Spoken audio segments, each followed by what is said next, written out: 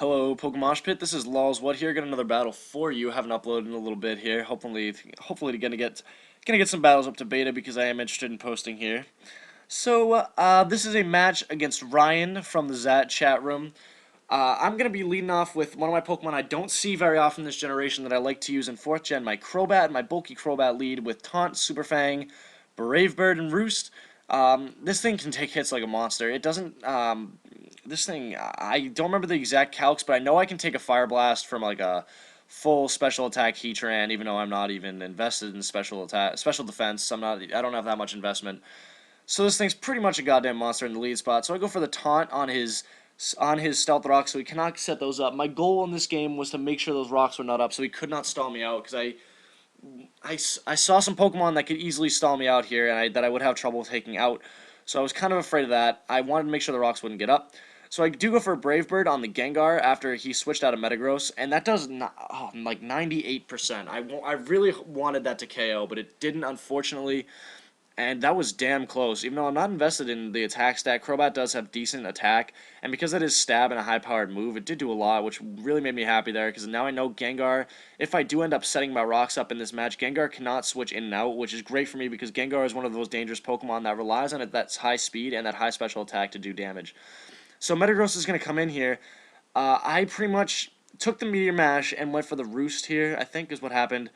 I'm not intending to switch this Crobat out. It's pretty much done its job because I know Metagross is going to be because it's in the lead spot, it's going to be carrying Stealth Rocks, and that's pretty much the only Pokemon that I'm guessing is going to be carrying entry hazards, such as Stealth Rock. So I'm pretty much just going to stay in here, not allowing him to set up those hazards. Going to keep going for Super Fangs, getting this thing as low as possible so I can come back in and revenge kill it with one of my pokes after Crobat goes down. So Crobat did a good job keeping those entry hazards off the field, pretty much doing its purpose. So Metagross comes in, my Metagross comes in here, and this is not the standard physical attacker, either Scarfed or Agilogross. This is actually a mixed attacking Metagross that I was inspired by Wild Chase, so thank you Chase for inspiring this kick-ass set that I found out about that you used in your battles that I saw. So yeah, he's the owner of this channel, great guy, check out his vids. Rosebush comes in here on a predicted Earth Power / Earthquake from this Gastrodon. It's going to take that very well because I am fully invested in special defense, and because I'm guessing this Gastrodon is more invested in physical bulk or special bulk and not in the attacking stats as a usual Gastrodon is. He switches out into his Gengar on, I don't know what he was going for. Maybe he thought he could come in on a entry hazard and go for a Focus Blast and easy KO me, but because I am invested in that special defense stat, I'm going to take a Focus Blast very well from this Gengar because it is not Specs or Life Orbed. It actually is a leftovers set. I don't know what he's carrying exactly, but I know if it is a subset, he cannot set up a sub anymore. I switch into my Starmie knowing I have the Natural Cure ability, and I didn't know if he would remember, so just in case, to trick him into thinking I had a Sleep Fodder on my team, I would switch out, and because of the Natural Cure ability, I would wake up just because of the switch out. So predicting the Shadow Ball here, I go back into Natteray. Not going to do that much because I do resist it because I am a Grass Steel type.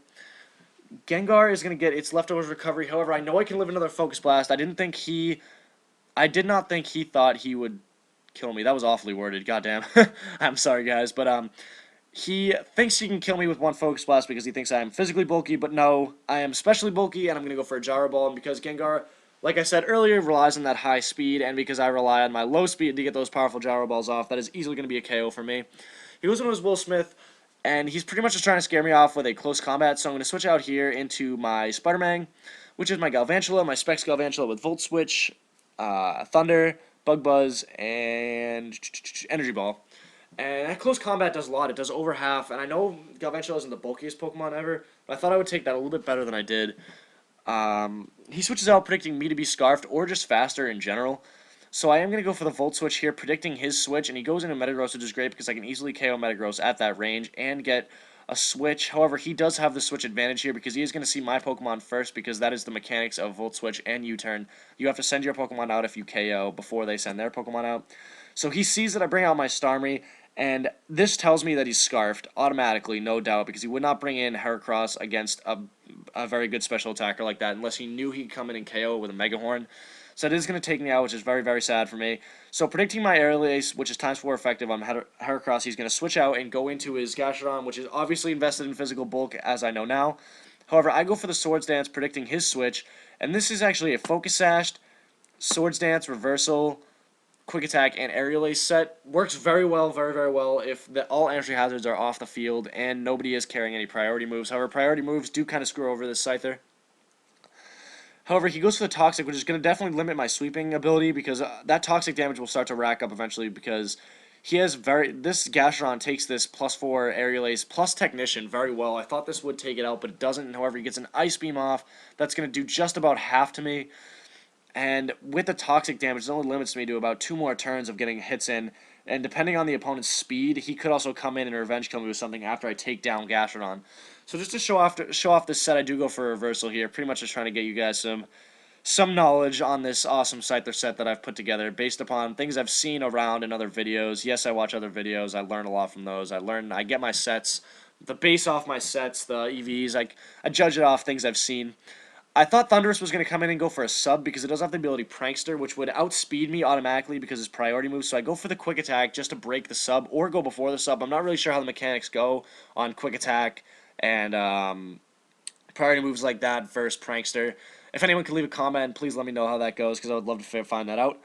He's going to go with his Deoxys Speed, and because Deoxys Speed reaches over 500 speed with a positive nature, which I'm guessing it is, he is going to easily outspeed my Galvantula, which is timid nature, which will be really fast, but Deoxys Speed is unmatched in the speed tiers over there.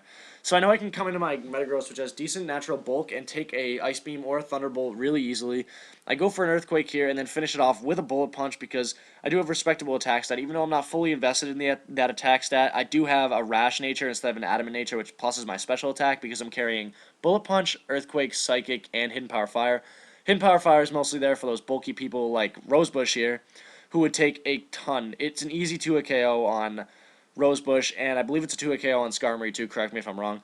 But Hidden Power Fire, it's a real surprise factor, so I'm going to go into here and praying that a Bullet Punch will kill, but I know in my heart it won't, so I pretty much just said to the kid, GG, this was it.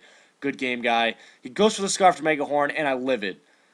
Just because Metagross has that awesome bulk and because he was Scarfed, I'm going to live that and go for a Bullet Punch to take it out. So a very close match. I win 1-0. Great game, guy. Hope to battle again. Check out my channel, guys. See you guys later.